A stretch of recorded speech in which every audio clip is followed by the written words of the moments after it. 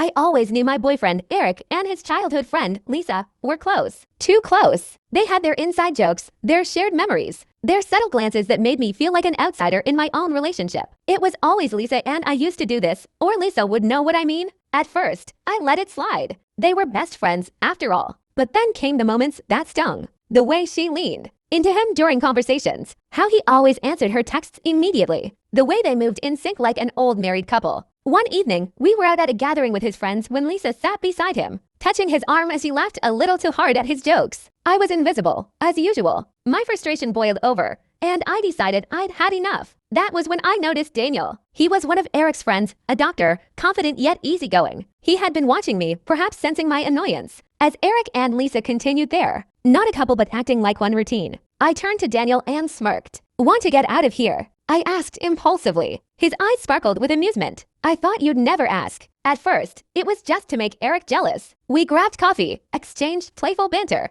and laughed as I exaggerated stories about Eric's obliviousness. Daniel was charming, effortlessly drawing me into conversations that had nothing to do with my boyfriend. The first time Eric noticed us, his eyes darkened, but he said nothing. What started as a game quickly became something else. Daniel and I began meeting more often, not just for fun, but because we actually enjoyed each other's company. Our late-night texts weren't just flirty jabs. They were real conversations. Our casual outings turned into proper dates. He listened in a way Eric never did. He looked at me like I was the only woman in the world, not just a placeholder until Lisa wasn't around. Then one evening, as Daniel walked me home, he suddenly stopped. "This isn't a game for me anymore," he said quietly. I swallowed, realizing my heart was pounding. Me neither. And just like that, the line blurred beyond repair. By the time Eric finally noticed and tried to pull me back, it was too late. I had already fallen in love with someone who saw me, who chose me, and who never made me feel second to anyone.